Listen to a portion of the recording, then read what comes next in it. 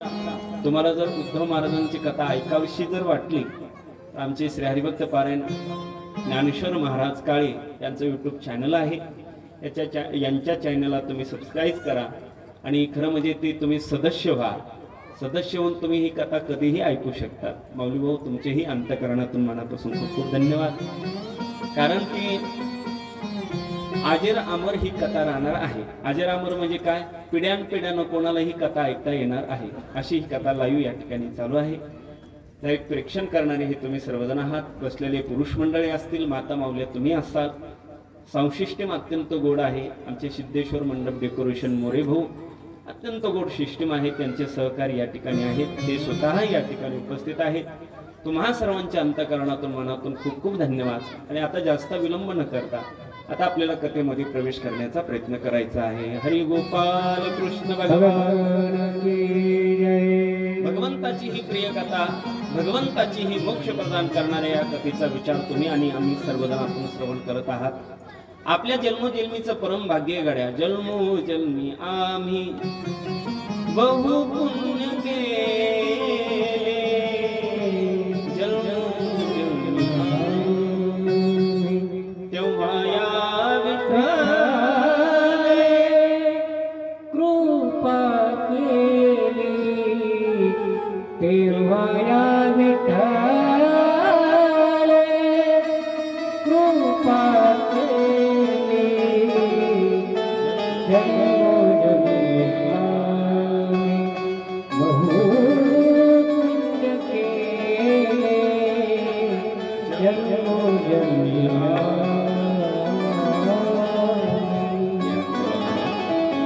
आपण जन्मोजन्मीचं परम भाग्य केलं असावं, जन्मोजन्मीचं पुण्य केलं असावं म्हणून तर ही श्रीमद भागवत कथा आपल्याला श्रवण करायला भेटते. महान या पवित्र कथेचा विचारच आपण या ठिकाणी श्रवण करत आहात. पवित्र पावन या कथेचा विचार करत असताना आता जास्त विलंब न करता कथेमध्ये प्रवेश करूया. परीक्षिती राजाच्या समोर शुकाचार्य महाराज प्रगट होत आहेत आणि प्रगट झाल्याच्या नंतर शुकाचार्य महाराजांच्या समोर परीक्षिती राजानं गुरुजनांच्या चरणावरती साष्टांग दंडवत केलेला आहे. बाबा माझ्याकडे फक्त 7 दिवसाचा कालावधी शिल्लक राहिलेला आहे. बाबा 7व्या दिवशी माझा उद्धार होईल का? परीक्षिती राजाला सांगितलं, राजन अरे तुझ्याकडे 7 दिवसाचा कालावधी शिल्लक राहिला, काळजी करू नको. या पृथ्वी तलावरती पूर्वी एक असा राजा होऊन गेला की त्या राजाला कळालं एका तासात आपलं मरण आहे, तर त्यानं आपला उद्धार करून घेतला. मी म्हणत नाही तर प्रमाण अत्यंत गोड आहे. एक तासावरला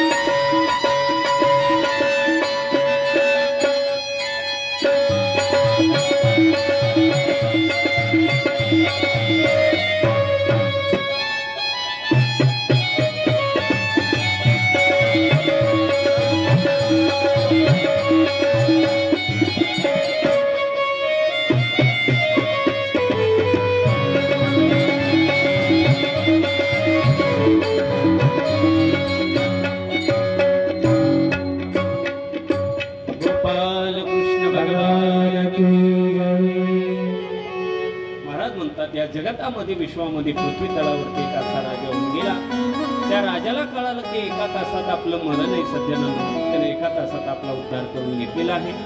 त्या राजाचं नाव आहे खटवांग.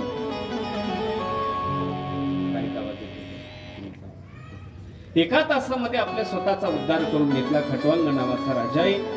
परीक्षित राजाने प्रश्न केला की बाबा, खटवांग नावाच्या राजाला स्वतःचा मृत्यू कळाला का? हो, म्हणजे स्वतःचा मृत्यू कळाला. स्वतःचा मृत्यू कळाल्याच्या नंतरच त्याने एका तासामध्ये उद्धार करून घेतला. राजाला सांगितलं, राजा तू कोणत्याही प्रकारची चिंता करू नकोयस, कोणत्याही प्रकारचा खेद करू नकोयस, तू फक्त भगवंताची कथा श्रवण कर. परीक्षित राजाला खूप असा आनंद झाला. राजानं मात्र गुरुजनांच्या चरणावरती पुन्हा एकदा नमस्कार केला. बाबा, या जगामध्ये विश्वामध्ये जीवन जगत असताना आपण कसं वागलं पाहिजे तेही तुम्ही सांगण्याचा प्रयत्न करा. शुकाचार्य महाराज परीक्षित राजाला सांगतात, राजन, या जगामध्ये विश्वामध्ये जीवन जगत असताना माणसानं निर्मळ अंतकरणानं जीवन जगलं पाहिजे. गड्या, निर्मळ अंतकरणानं जगलं पाहिजे. दुसऱ्याच्या अंतकरणामध्ये पाहण्यापेक्षा आपण आपल्या अंतकरणामध्ये दुसऱ्याच्या विषयी अंतकरणात शुद्ध भावना ठेवली पाहिजे. असाच प्रश्न अर्जुनाने देवाला केला होता. अर्जुनाने असाच एक प्रश्न भगवंताला केला होता, देवा आपण कसं वागावं? तर गीतेमध्ये भगवंतानं अर्जुनाला सांगितलं, अर्जुना, आत्मोपमेन सर्वत्र समं पश्यति. आत्मोपमेन सर्वत्र समं पश्यति म्हणजे काय? आपण जसं वागतो ना, आपण आपल्या समान जगाला मानणं, असं जगणं माणसानं जगलं पाहिजे. गड्या, शुकाचार्य महाराज परीक्षित राजाला सांगतात, राजन, या जगामध्ये विश्वामध्ये भगवंताने आपल्याला हा नरदेह दिला. भगवंतानं नरदेह देत असताना त्या भगवंताने दिलेल्या इंद्रियांना आपण देवाचं भजन केलं पाहिजे. देवानं आपल्याला हात दिले. गोपेगावकर दिले का नाही हात देवानं? सर्वांना भगवंताने हात दिले. ते हात कशासाठी दिले देवानं? बोला, कशासाठी दिले? बांध कोरायला नाही ना? कशासाठी दिले? टाळी वाजवण्यासाठी दिले ना?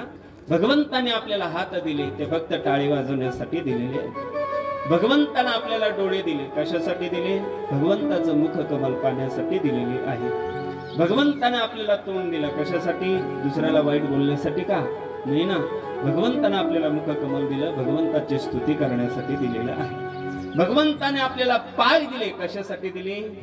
पाऊले चालती पंढरीची वाट, सुखी संसारा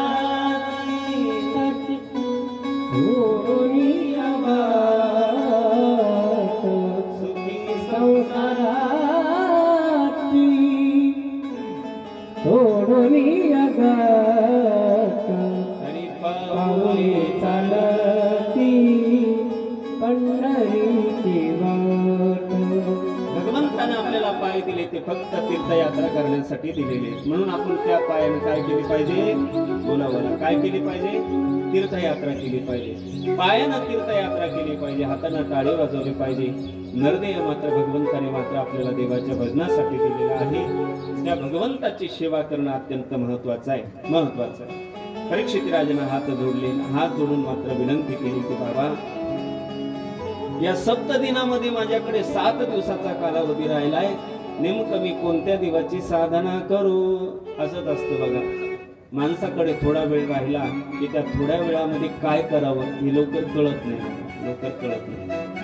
परीक्षित राजाचं हेच झालं. परीक्षित राजाला कळालं की 7व्या दिवशी माझं मरण आहे.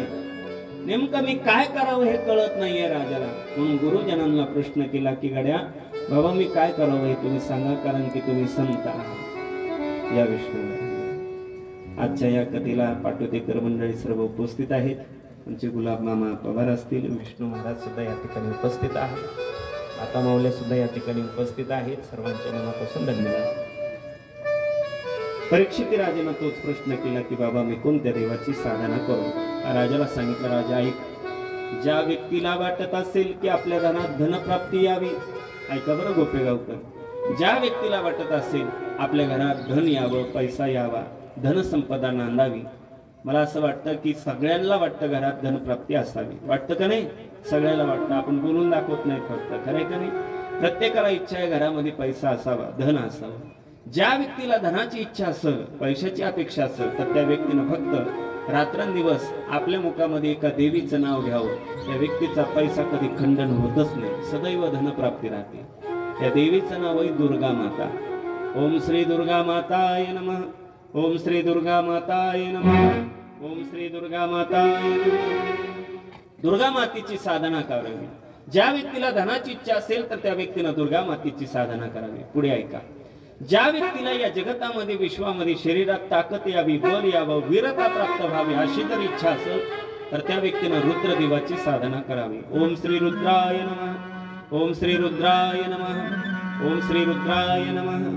रुद्रदेवाची साधना करावी. धनप्राप्तीसाठी लक्ष्मी इकडे दुर्गा माता आणि वीरप्राप्तीसाठी मात्र इकडे महाराज म्हणतात रुद्रदेवाची साधना करावी. ज्या व्यक्तीला या जीवनामध्ये यशप्राप्तीची इच्छा असेल तर त्यानं यज्ञ पुरुषाची साधना करावी. या जगतामध्ये विश्वामध्ये ज्या व्यक्तीला दीर्घ आयुष्याची इच्छा असेल, कोणाला लवकर मरण येऊ नये असं जर वाटत असेल तर त्या व्यक्तीने पुढे पाहत असताना महाराज म्हणतात अश्विनी कुमाराची साधना करावी. पुढे ऐका. ज्या व्यक्तीच्या हातात यश प्राप्ती कधी घडतच नसेल, अर्थात अपयश येत असेल, यश प्राप्ती घडावी, ज्या पदावर तुम्ही उभा राहाल तो पद इच्छुक व्हा अशी इच्छा असेल तर त्या व्यक्तीनं काय करावं, बेलाचं कवळ पान तोडायचं, रक्तचंदनात असं माखवायचं आणि माखून एका देवतेच्या डोक्यावर ठेवायचं. कोणती देवता ती सांगत नाही, कारण की इलेक्शनचा वेळ जवळ आलेला आहे. इलेक्शनच्या पिरियड मध्ये जर हे केलं तर तो माणूस 101% पदावरती पद इच्छुक होतो. 11 मुखाचा रुद्राक्ष घ्यायचा, 11 मुखी रुद्राक्ष त्या ठिकाणी लावायचा. कुठे लावायचा हे सांगत नाही, कारण की हे लाईव्ह प्रेक्षण चालू आहे. असं म्हणतात की ती जर विधी प्राप्त केली तर चहा विकणारा सुद्धा पंतप्रधान होऊ शकतो महाराज. एवढी ताकद भागवतात आणि एवढी ताकद शिव महापुराण कथेत आहे बरं का पवारचं.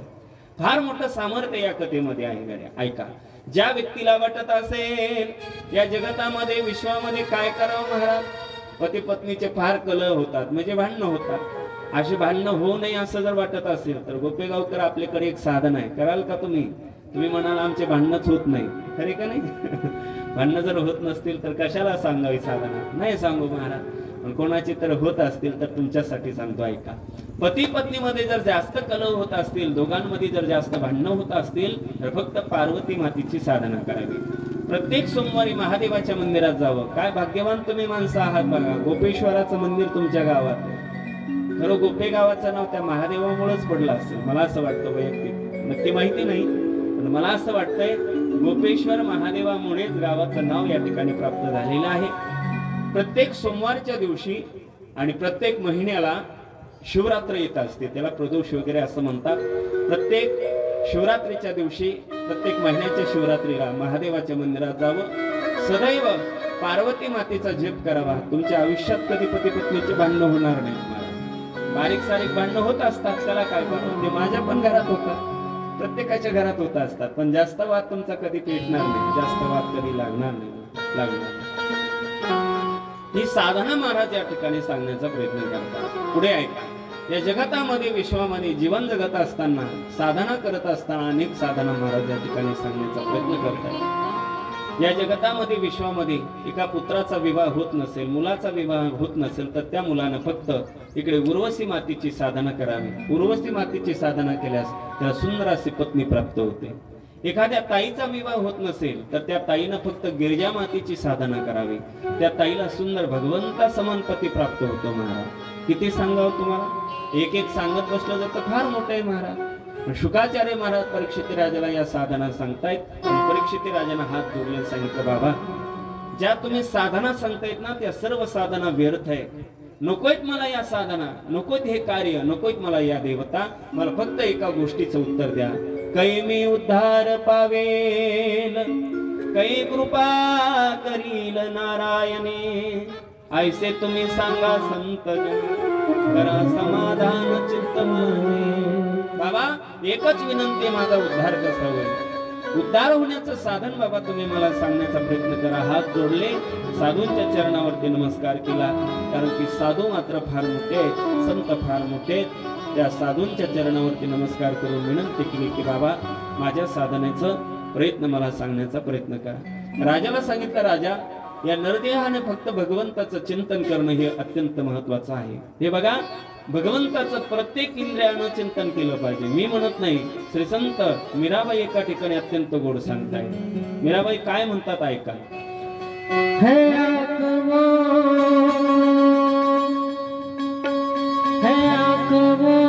जो शाम का दर्शन किया करे, है शीश जो प्रभु चरण में वंदन किया करे।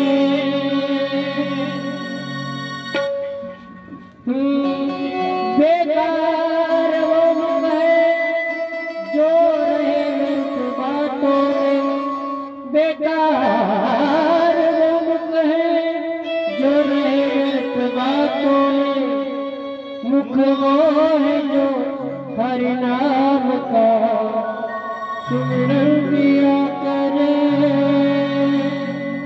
हीरे मोती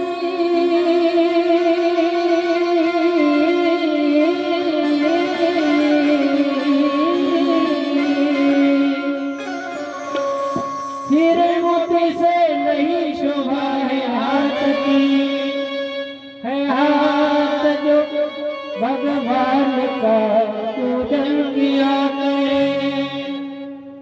मरकर भी अमर नाम है उस जीव का जग में,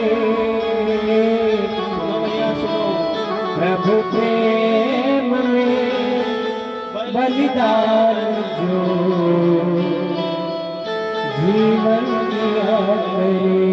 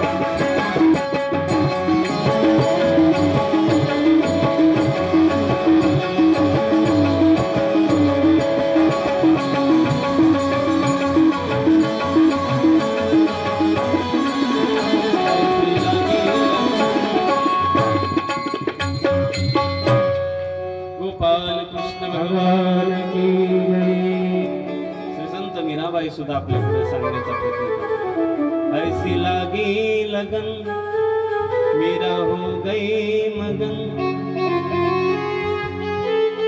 ओ तो हरी हरी हरी गुण गाने लगे, ऐसी लागी लगन। या जगतामध्ये विश्वामध्ये भगवंताची सेवा करणं अत्यंत महत्वाचं आहे। महाराज या ठिकाणी सांगण्याचा प्रयत्न करतात। शुकाचार्य महाराज परीक्षित राजाला सांगतायत, राजाला अत्यंत आनंद झाला, बाबा या जगामध्ये विश्वामध्ये मनुष्य श्रीमंत झाला म्हणजे सुखी होतो का, याचं उत्तर द्या। ऐका गोपे का उत्तर, मनुष्य कितीही श्रीमंत झाला तरी तो कधी सुखी होत नाही महाराज। श्रीमंत माणसं जर सुखी झाले असते तर श्रीमंत माणसं कामधंदे सोडून भागवत कथा ऐकायला कधी आलेच नसते कडे, आले असते का, नसते आले कडे। श्रीमंत माणसं जर सुखी झाले असते तर श्रीमंत माणसं कधी सप्त्यामध्ये सहभागी झालेच नसते गड्या। श्रीमंत माणसं जर सुखी झाले असते तर श्रीमंत माणसं सगळे काम सोडून 1 महिना वारीला गेलेत नसते गड्या। मला एवढंच सांगायचंय, आमिर के जीवन में जितना महत्व सोने के चैन का होता है ना गोपे गावकर, ऐका, आमिर के जीवन में जितना महत्व सोने के चैन का होता है उतना ही महत्व गरीब के जीवन में चैन से सोने का होता है, चैन से सोने का। नाही कळालं, काहींना हिंदी कळत नाही, इंग्रजी कळत नाही, अवघड असतं। सांगायचं तात्पर्य एक आहे, जेवढं महत्व श्रीमंताच्या जीवनात सोन्याला असतं ना तितकंच महत्व गरीबाच्या जीवनामध्ये निवांत आराम करण्याला असतं, निवांत आराम करण्याला असतं। शुकाचार्य महाराज परीक्षित राजाला सांगतात, राजन मनुष्य किती श्रीमंत झाला हे महत्वाचं नसतं गड्या, त्यानं परमार्थ किती केला हे महत्वाचं असतं। पैठणचे शांती ब्रह्मनाथ बाबा अरे किती गडगंज श्रीमंत आहे, जगाला ज्ञान देतात महाराज, याला खरं संत म्हणावं, याला खरी श्रीमंती म्हणावं। कालच मी एक वाक्य तुम्हाला बोलून गेलो मॅडम, विद्यार्थ्याच्या जीवनामध्ये अभ्यास करणं हे त्याचं तीर्थ असतं, सैनिकाच्या जीवनामध्ये धारातीर्थी पडणं हे त्याचं तीर्थ असतं, आणि श्रीमंताच्या जीवनामध्ये गोरगरिबाला सहकार्य करणं, दान करणं हे त्याचं तीर्थ, हे त्याचं खरं तीर्थ। श्रीमंत म्हणून त्यावेळेस शोभतो, कधी शोभतो, एखाद्या गरीबाच्या मुलीच्या लग्नात जर दान करत असेल ना त्यावेळेस खरा श्रीमंत शोभत असतो। श्रीमंत मनुष्य कधी शोभत असतो, एखाद्या अपंग व्यक्तीला जर दान करत असेल त्यावेळेस खरा श्रीमंत शोभत असतो गड्या। खरं म्हणजे श्रीमंताचं दान करणं हे त्याचा तीर्थ असतं। शुकाचार्य महाराज परीक्षित राजाला हे ज्ञान सांगत असताना परीक्षित राजाने हात जोडले, विनंती केली की बाबा आता जास्त विलंब न करता या जगामध्ये सृष्टीची उत्पत्ती कशी झाली याचंही ज्ञान मला सांगण्याचा प्रयत्न करा। त्यावेळेस पाहत असताना तृतीय स्कंदामध्ये प्रवेश केला, सुंदर ज्ञान सांगण्याचा प्रयत्न केला। आपण एकदा हात जोडूया, 3 वेळा पाठीमागे सर्वांनी मंत्र गायचा आहे। ओम नमो भगवते वासुदेवाय, ओम नमो भगवते वासुदेवाय,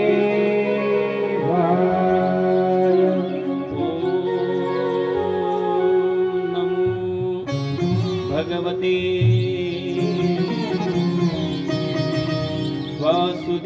वासुदेवाय, ओम नमो भगवते वासुदेवाय, ओम नमो भगवते वासुदेवाय, ओम नमो भगवते वासुदेवाय। हरये परमात्मने नमः, प्रणतक्लेशनाशाय गोविन्दाय नमो नमः। श्रीशुकवाच एवमेतत्पुरा पृष्टो मैत्रेयो भगवान् किल शत्रावणं प्रविष्टेन त्यक्त्वा सुगृहः मृत्युवत्। हरिगोपाल कृष्ण भगवान की जय। आचार्य महाराज की जय। नमः पार्वतीपते शिव हर हर महादेव। गोड ही पवित्र विठ्ठल कथा शुकाचार्य महाराज परीक्षित राजाला सांगत आहे. परीक्षित राजाने हात जोडले विनंती केली की बाबा, या जगामध्ये विश्वामध्ये पुढे काय कथा झाली ही ज्ञान आम्हाला सांगण्याचा प्रयत्न करा. एका दिवसाचा प्रसंग असा सांगतात, समुद्रामध्ये शेषानं असा विळका घातलेला आहे. शेष म्हणजे सर्प, सापाने असा विळका घातलेला आहे आणि विळका घालून अशी फणी काढलेली आहे. भगवान परमात्मा झोपलेला आहे. निद्रास्थ अवस्थेमध्ये असताना देवानं एक हात आपल्या डोक्यावरती ठेवला. देव असं एका बाहूवरती झोपलेले असताना सहज लक्ष्मी माता देवापाशी येत आहेत आणि भगवंताच्या चरणाची सेवा करतात. चरण सेवा करत असताना असं म्हणतात, चरण सेवा करत होत्या आणि चरण सेवा करत असताना सहज लक्ष्मी मातेनं देवाला प्रश्न केला, देवा काय ग लक्ष्मी? देवा मला असं वाटतं तुमचं भजन करणारं कोणीतरी या पृथ्वीवर असावं. बर देवा मला असं वाटतं की या जगामध्ये तुमचं कोणीतरी नामधारण असावं, तुमचं कोणीतरी भजन करणारं असावं. लक्ष्मी तुला जर असं वाटत असेल की माझं भजन करणारं कोणीतरी असावं, नामधारक जर कोणी असावं असं जर वाटत असेल, काही चिंता करू नको. भगवंताच्या नाभीमधून एक कमळ बाहेर येतं बघा, लक्ष द्या. नाभीतून एक कमळ बाहेर येतं, त्या कमळातून साक्षात ब्रह्मदेव प्रगट होतात. ब्रह्मदेव भगवान की जय. ब्रह्मदेव प्रगट झाले, पण ब्रह्मदेव सगळीकडे पाहतात, ब्रह्मदेवाला काही दिसत नाही. पूर्व पश्चिम दक्षिण उत्तर चारी बाजूकडे पाहतात, ब्रह्मदेवाला काही दिसत नाही. वर पाहिलं तर आकाश, खाली पाहिलं तर पाताळ, काही दिसत नाही. गोंधळले ब्रह्मदेव. आपण काय करावं, कसं जगावं, कुणाकडे आपल्याला जन्म कोणी दिला याची चिंता ब्रह्मदेवाला वाटत होते. चिंता वाटणाऱ्या ब्रह्मदेवाला, आता गोंधळलेल्या ब्रह्मदेवाला फार मोठी अशी चिंता वाटते. दोन्ही हात मात्र आपल्या डोक्यावरती ठेवले चिंता करू लागले. चिंता करणाऱ्या ब्रह्मदेवाच्या कानावरती आकाशवाणी झाली. दोन शब्द ऐकू आले, तप तप तप. ब्रह्मदेवाला कळालं मला तप करावं लागेल. ब्रह्मदेवानं मात्र तप साधना करायला प्रारंभ केला. 1000 वर्ष तप साधना पूर्ण होते आणि आता मात्र विश्वजनिता भगवान परमात्मा प्रगट होतो. गोपाल कृष्ण भगवान की जय. विश्वजनिता भगवान परमात्मा प्रगट झाला. त्या भगवंताला पाहून ब्रह्मदेवानं देवाला नमस्कार केला. देवा काय ब्रह्मदेव, तुम्ही माझ्यावरती प्रगट झालेला आहात, प्रसन्न झालेला आहात, मला का उत्पन्न केले याचं उत्तर सांगा. विश्वजनिता भगवान परमात्मा ब्रह्मदेवाला सांगत होता. देव म्हणतोय, ब्रह्मा या जगामध्ये विश्वामध्ये जगाची उत्पत्ती करायचं काम मी तुझ्या पाठीमागे लावत आहे. ब्रह्मदेवाला अत्यंत आनंद झाला. देवा जगाची उत्पत्ती करायचं काम जर माझं असेल तर मी जगाची उत्पत्ती करायला आजपासून प्रारंभ करतो. ब्रह्मदेवानं भगवंताच्या चरणावरती नमस्कार केला. देवा तुमच्या आशीर्वादाने मी जगत उत्पत्ती करायला प्रारंभ करतो. भगवंताला इकडे ब्रह्मदेवाला चतुश्लोकी भागवताचं हे ज्ञान इकडे प्रारंभ केलेलं आहे. कसं ज्ञान आहे, कोणत्या स्वरूपाचं याचंही वर्णन केलेलं आहे. ब्रह्मदेवानं या जगामध्ये सृष्टीची उत्पत्ती करायचं ठरवलं, पण सृष्टीची उत्पत्ती करत असताना सुरुवातीला काय उत्पन्न केलं असेल तर ऐका. 4 ऋषी महात्म्यांना जन्म दिला. संकादिक ऋषी महात्मे जन्म घेत आहेत. जन्म झाल्या ब्रह्मदेवानं त्या संकादिकांना सांगितलं, पोरांनो काय बाबा, माझ्यापासून तुम्ही उत्पन्न झालेला आहात, माझी आज्ञा आहे की तुम्ही आता संसार करा. बापानं संसाराचं नाव घेता न घेता संकादिक ऋषी रस्त्यानं पळत निघाले, वनाच्या दिशेनं पळत. ए पोरांनो थांबा, अरे मी तुमचा पिताश्री आहे, थांबा रे, कुठे निघाले तुम्ही? बाबा ज्या संसारामध्ये तुम्ही पाडतायत ना तो संसार अत्यंत दुःखमुळे, त्या संसारात आम्हाला पडायचं नाही. हा संसार किती दुःखमुळे, जुने कीर्तनकार म्हणायचे बघा, मी म्हणत नाही, जुने कीर्तनकार जुने कथाकार म्हणायचे, किती दुःखामुळे हा संसार आहे. अरे संसार संसार जस कबसी गारा, जुने म्हणायचे, बसी बसे आराम सिर कप फिरे गर गर. जुने कीर्तनकार असं म्हणायचे, कबशीच्या घरासारखा संसार असतो महाराज, अत्यंत अवघड त्या संसार. इतकी बेजारी त्या कपाची, कधी पाथरीला जातो, कधी परभणीला जातो, कधी माजलगावला जातो. कोण? आपण नाही बरं का, कप जातो. बशीची काय बेजारी? बिलकुल नाही. बसी बसे आराम सिर कप फिरे बघा, इतकी बेजारी त्या कपाची बघा. येरा कदाचित बशी फुटली, ती जाते उकांड्यावर, पण कपाचा निस्ता कान जरी तुटला त्याला सुट्टी नसते बरं का. विष्णू महाराज हिरव्या मिरच्याचा ठेसा कपात, काळं वाटण इतके बेजारी महाराज त्या कपाचे, भयंकर. जुने कीर्तनकार म्हणायचे, मी म्हणत नाही, त्यांचं वाक्य मी ऐकलेत म्हणून सांगतो तुम्हाला. अहो इतकी बेजारी त्या कपाचे, फार बेजारी. घरात जर पाहुणे आले तर माय लेकराला सांगते, पिंट्या पळत जाण दूध आण बरं. पिंट्या पळत जातो, दूध आणतो, चहा तयार करते माय. उकाळताच्या कपात का बशीत होते हो? हा बघा, सगळे म्हणायला लागले कपात बशीत नाही, थंड झाल्यात मग बशीत येतो ना. इतकी बेजारी त्या कपाची, वा इतकी भयंकर बेजारी असते महाराज. अहो कप आणि बशी जर पाथरीला गेले बाजाराला, तुमचं सांगत नाही बरं का, कपाचं बशीचं सांगतो. दोघं जण जर बाजाराला गेले, पाथरीच्या बाजाराला गेल्याच्या नंतर खरं सांगा, ती बाजाराची पिशवी कोणाकडे असते? हा कपाकडे असते. कपाकडे ती पैशाची ती फरस काय म्हणतात ते, असं अडकितात ते काय पर्स. चांगला अनुभव दिसतो बहुत, मी अडकलेत काय महाराज. अशी पर्स असते महाराज अडकलेली, त्याला पैशाची झोळी असं काहीतरी म्हणतात. अवघड असतं महाराज.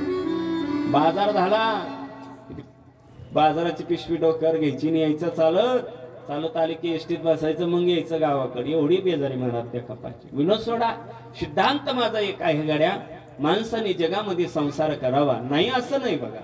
संन्याशापेक्षा ब्रह्मचार्यापेक्षा संसारिक लोक धन्य. मी सांगत नाही तुकोबारायचं प्रमाण, तुकोबारायचं ऐका. धन्य ते संसारी,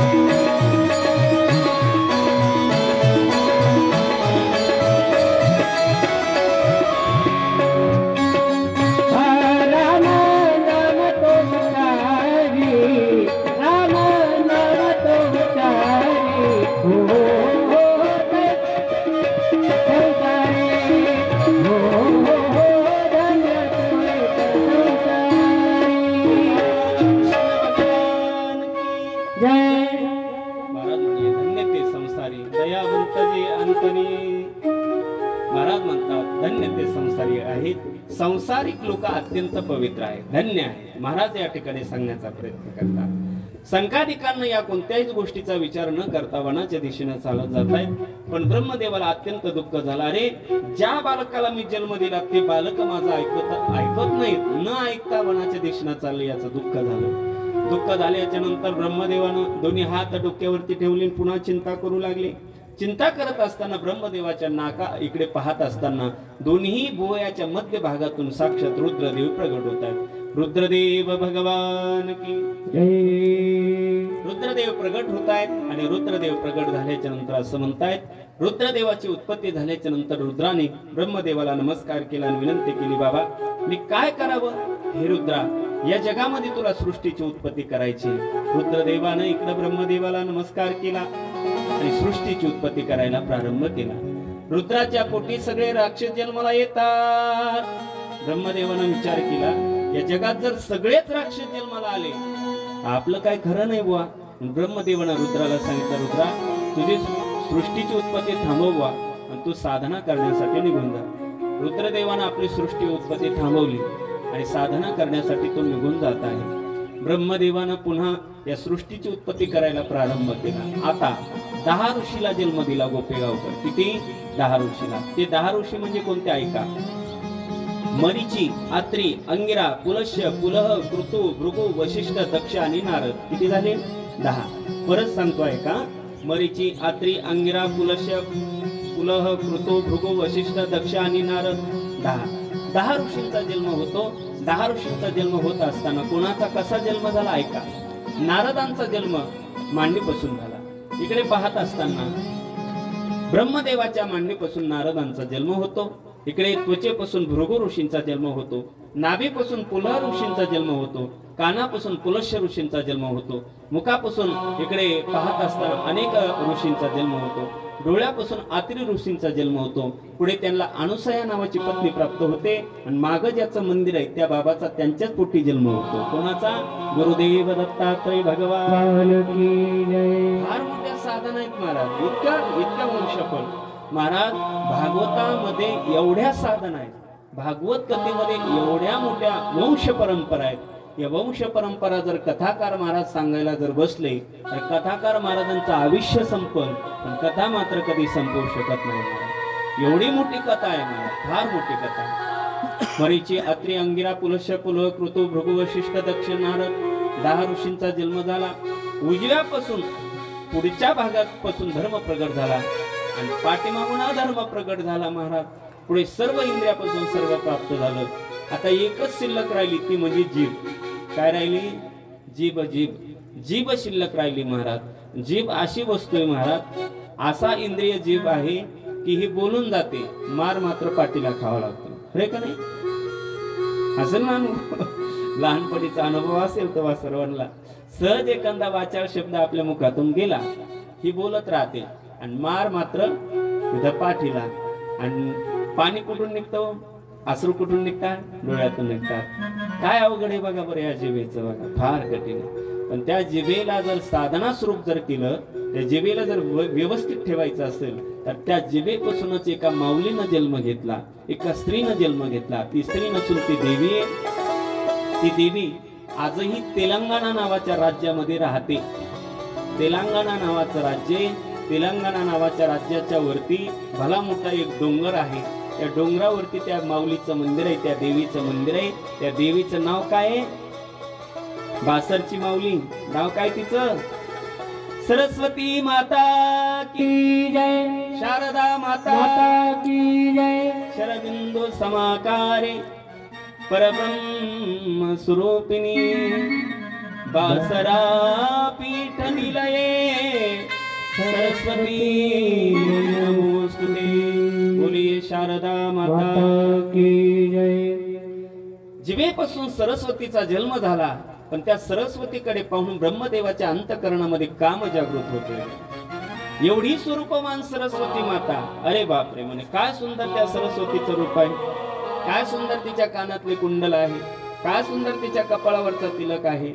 काय सुंदर तिचे असणारे नेत्र आहेत. काय सुंदर तिचे नाक आहे. हे सगळं रूपाचं वर्णन मात्र भागवत कथेत आलेले. पण शास्त्र असं सांगतं, एखाद्या मुलाला जर विचारलं काय रे तुझ्या आईच्या रूपाचं वर्णन कसं आहे, तर त्या मुलानं कधी आपल्या आईच्या रूपाचं वर्णन परपुरुषापुढे कधी करू नये. सरस्वती माता तुम्हाला जर देवी वाटत असेल, गोपेगावकर तुम्हाला देवी वाटत असेल, पण सरस्वती माता म्हणजे माझी आई आहे, साक्षात आहे. त्या मातेच्या समोर 21